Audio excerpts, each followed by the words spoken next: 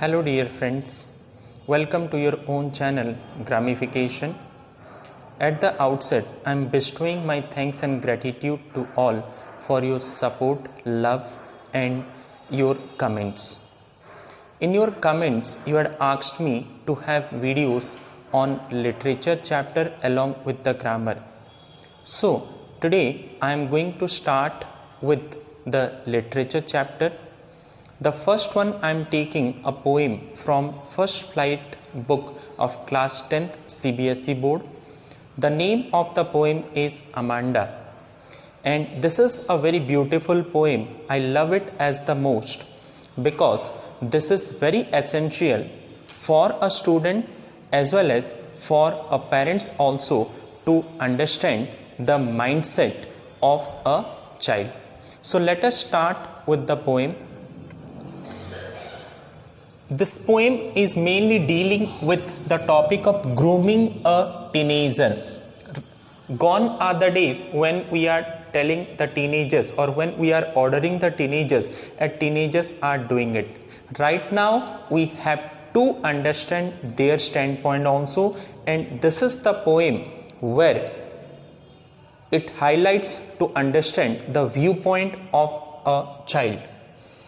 So what is society's standpoint and what is the child's standpoint, means what does the child think? It is the poem about this. In this poem mainly we are going to find out craving for freedom. Everyone wants freedom. Maybe a human being, maybe an animal or even a bird. Everyone wants freedom. So in this poem we will see that the protagonist or the main character of this poem is craving for freedom. And in the society we are finding out dual standard of conduct. Means we are treating the males in a different way as well as we are treating the females in a different way. So this also we are finding out in this poem. So let us start with the line by line explanation of this poem. First of all, the mother is telling, don't bite your nails, Amanda, don't hunch your shoulders, Amanda, stop that slouching and sit up straight, Amanda. So here in the very first stanza of this poem, we are finding out that the mother, why it is mother? Because most of the time the mother observes the activity of a girl child as compared to the father. So mother here, she is telling, she is pointing out 2-3 things like biting nails, hunching shoulders, slouching. Hunching means little bit bending. Slouching means in a very comfortable way, bend way if we are sitting. And she is denying for all this. Why? Because it is being considered as low self-esteem. That's why the mother is telling it to Amanda that Amanda, please sit straight, don't bite your nails and don't slouch or don't hunch your shoulders. Beside that, it is indicating lose confidence. If we are sitting in a very relaxed position or a hunching shoulder, it is being shown that you are losing your confidence upon yourself as well as it is loser's symptom. This is being regarded as loser's symptom. That's why the mother is telling. So when the mother is telling all this, what is the view or what the girl Amanda is thinking? There is a languid emerald sea where the sole inhabitant is me, a mermaid drifting blissfully. So she is just escaping from this real world and she is having her own imaginary world. And what she is dreaming, sea. Sea is being considered as a blissful way or it is being considered as the abode of peace. Means if you are looking at the far reaching sea, so you will find the peaceness. So she is thinking about that sea. And as we all know that whenever river flows with a sound, but whenever the sea is there, it is not having that much sound. So sea is very deep from within. And next point, she is making it very clear that sole inhabitant is me, means I only wanted to be there, not any, even a single person except me. So there will be no one else Like she is telling that feeling lonely right now, as well as she is thinking no friends to share my pain. She doesn't want to share any of her pain. And she is comparing herself as mermaid. Mermaid, you all know, mermaid is a human body structure, female one, and the tail is a fish one. So in our fairy tales, we are generally finding out this mermaid. So she is thinking that as like of a mermaid, we are finding out mermaid in the deep sea, and it is in complete peaceness. So like that, she is imagining herself as a mermaid, and she wanted to enjoy the beauty and tranquility of the sea. Blissfully, very calm and quietly. She wanted to enjoy. She doesn't want to live in this world where there is pathos, pain and objection. Don't do this, don't do that. So that's why she wanted to escape to the sea. Let us see the second stanza of it.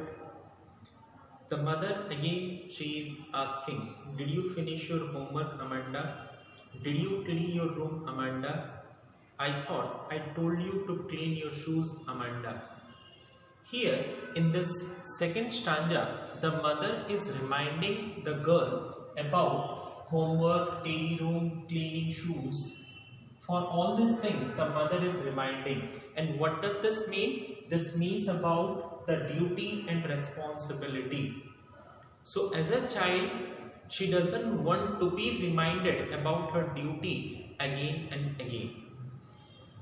And again, if someone is reminding you, that means that you are not performing the task that is in your hand in a smooth and in a smart way.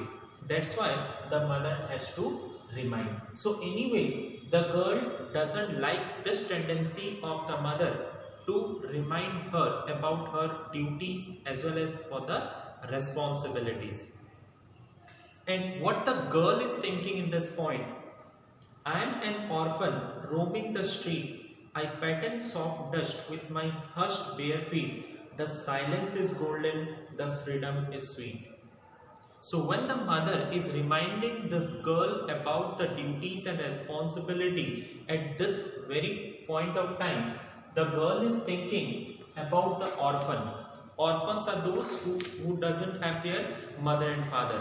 So orphan, what is the plus point according to the child? That she is not being obstructed. There is no obstruction. No one is going to be a hindrance on their path. And what she wanted to do?